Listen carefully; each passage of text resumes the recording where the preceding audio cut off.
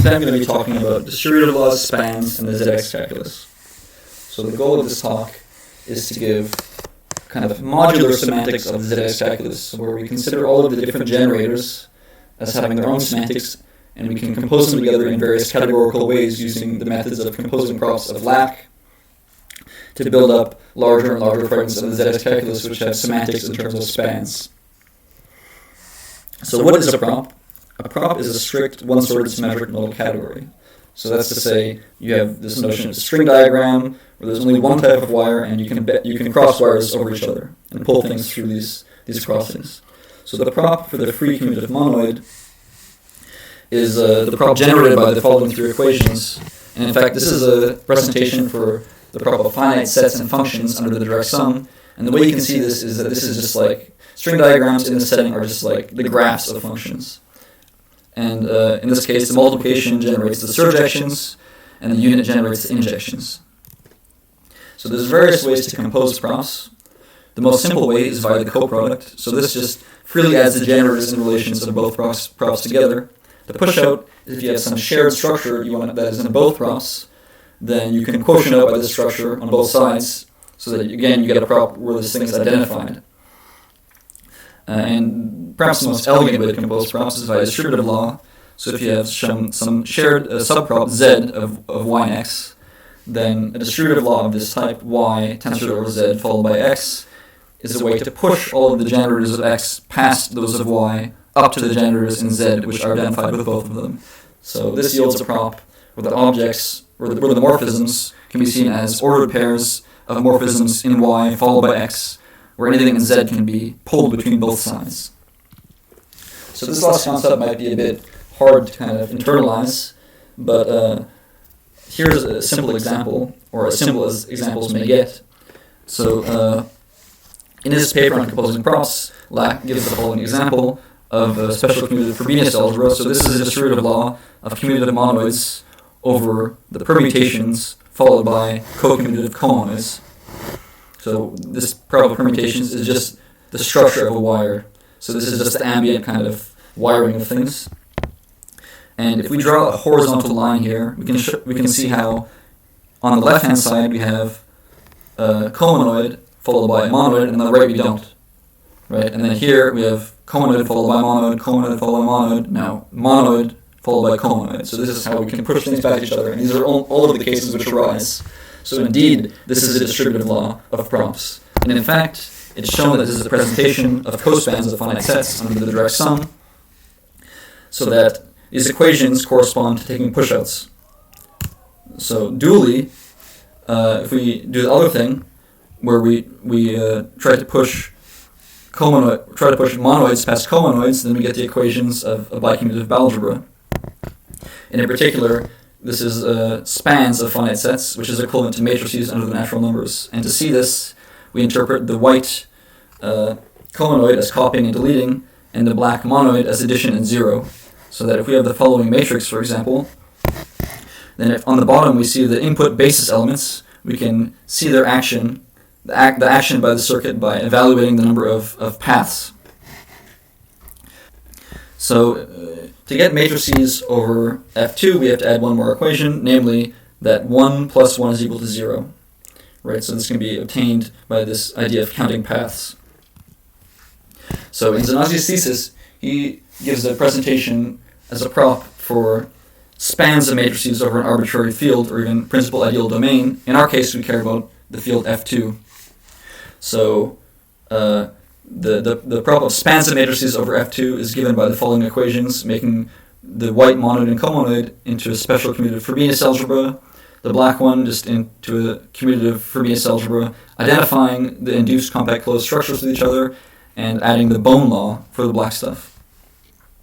And the astute observer may notice that this is actually a presentation for the Hadamard-free fragment of the ZX calculus with no phases. And Zanasi makes a point in his thesis observing this. So can we add the black pi phase? Well, kind of suggestively, as I've described it here, the prop of affine matrices over F2 is given by adding the following generator, which I call pi, corresponding to the affine shift modulo these two equations, saying it can be copied and deleted. And similarly, we can go one step further and add nonlinearity, namely the AND gate. So Lafont shows that the prop of Boolean functions is generated by two bialgebras for multiplication and addition modulo distributivity here on the right, and then saying that if you multiply something by itself, it's the identity. So this is idempotency of multiplication in F2. And this is a presentation for Boolean functions, but under the Cartesian product. This is important, instead of the direct sum. But the problem is we can't just look at spans of these things to get fragments of the ZX calculus directly, because, for instance, in the affine case, there's no way to push the affine shift pi past co0. Similarly, in the Boolean case, this problem exists as well, but there's even more problems. For example, we can't push the AND gate past its transpose, so we have to take a different approach. And I'm going to go and look back at the linear case and then do it in a more fine-grained way such that we can reproduce the proof uniformly in the other two cases. So in the linear case, Lafont shows that the isomorphisms of matrices over F2 are presented by the control NOT gate as follows, modulo these equations. He gives it in slightly different terms, but it's equivalent to this. And injections are given by adding one more generator to these isomorphisms modulo this equation. And in this fragment of injections, of linear injections, the white collocation is derived as follows. And partial injections are given by this following distributive law, which is the bone for the black unit and counit. And this is to say that this is a subcategory of spans of matrices over F2 where the maps are, where the spans are injections on both legs. And as a consequence of previous work, to get partial maps, that is to say spans where only the left leg need be an injection, we only have to add the white counit to this white comultiplication, so this guy here. And to get a category of general spans, we just have to add the unit and counit equation to these partial injections over here. Okay. So we get the same thing as before, but how can we do this in the affine case? So recall in the affine case, we don't have a distributive law of this type exactly, because we can't push these gates past each other. So what we'll do is we'll add this kind of critical pair, which we can't push things past each other, to all of the components of this would-be distributive law. So first for the isomorphisms. So we have this affine isomorphisms plus one prop, given by adjoining the scalar pi, which should be thought of as the zero scalar to the isomorphisms, in such a way that when you compose it with anything, it kind of annihilates it. Right? So that given any two circuits of the same type, if you compose them both with the zero scalar, they're the same. So this is what zero should act like. And this gives a presentation for the subcategory of spans generated by the isomorphisms in addition to spans where the apex can be empty. So you can see affine vector spaces as empty. This kind of corresponds, when you have a span out of this thing, of this form, this corresponds to like having a zero matrix. So this is like isomorphisms with zero added. And for injections, we just add all of these equations we just looked at here to the injections of affine matrices, and just adding these together modulo the isomorphisms gives you a presentation for spans generated by where the right leg is monic, and then also these kind of zero spans. So this gives you like injections plus a zero scalar. And then so we have the zero scalar added to all of the sides of the distributive law. So now we actually get a distributive law because we can just resolve these critical pairs to just give you zero.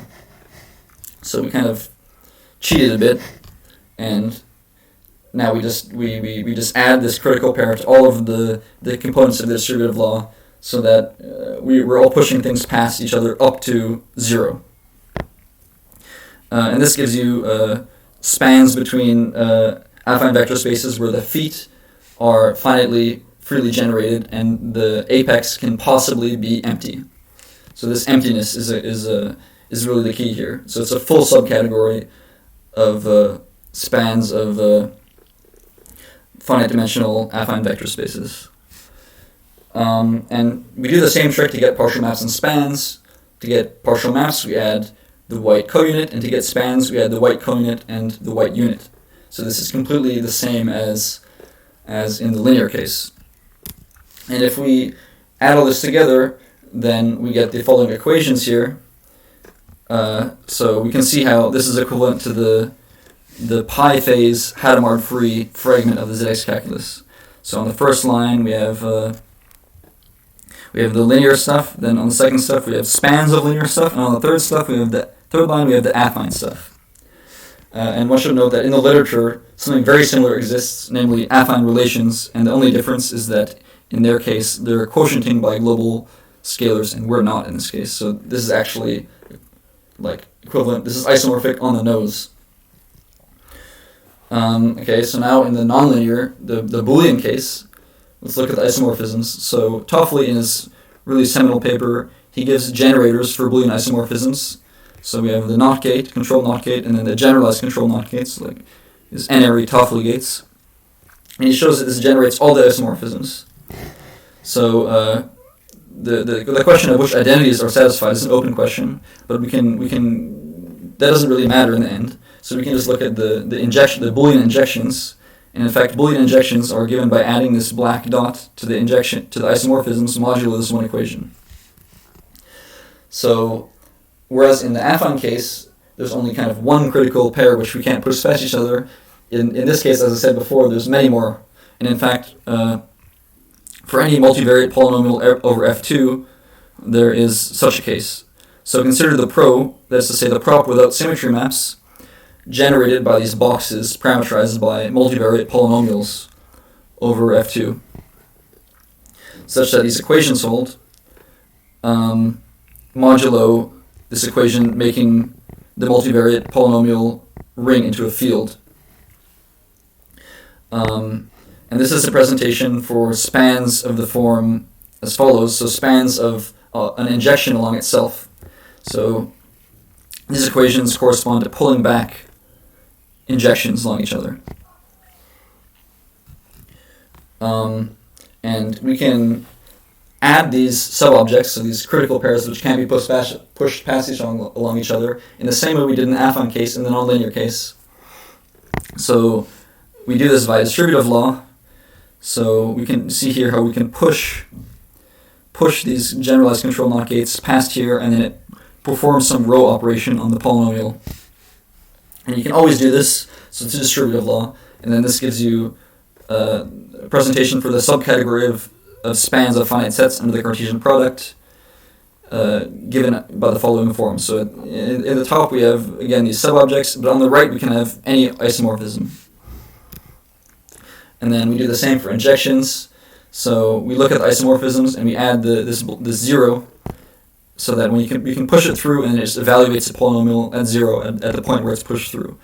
And so this gives you a presentation for the similar subcategory, but in this case the rightmost leg is, instead of an isomorphism, now it must be some injection. Okay, so how do we get a distributive law? Well, again, we're going to add.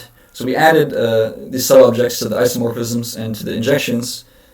So we have to see what are the critical pairs. And the critical pairs are like given by oracles.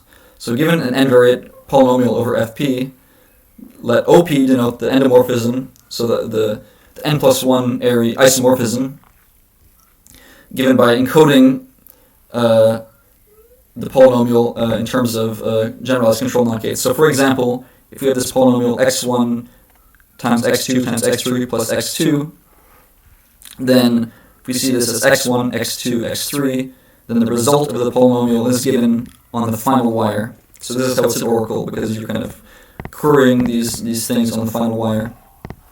And it turns out that if you're trying to push Boolean functions past Boolean functions op, then the only critical pair arises when there's 0 and co-0 on this wire that you're getting your query on. So you turn these circuits into these polynomials that we had up here, right? These polynomials, just purely formal things. And in fact, this is a presentation for this full subcategory of partial injections of finite sets. where the objects are powers of 2. So that's to say you have spans of injections where the apex can be any finite set, but the feet have to be powers of 2. So the apex is kind of restricting. The apex is, it doesn't lie itself in the prop, but it can have some kind of complex structure.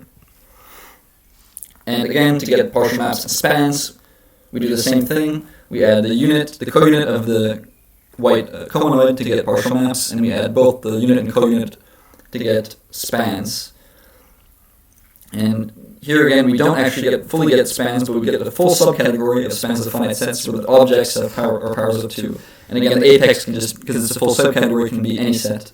So this fact that it's a full subcategory is really why we have to do this, because we have to kind of work with the apex not being in the prop indirectly. So this is the reason why we have to add the subobjects. So if we crunch everything together, then we can massage the identities into this table. So on the first line we have the linear stuff, the second line we have linear spans, the affine stuff, and then at the end we have this nonlinear stuff. And this is actually equivalent to what I call ZX and calculus, which is also equivalent to the ZH calculus with natural number H boxes. So this has a relation, this has a semantics in terms of spans, which is kind of interesting. So there's various directions which this kind of research can be continued.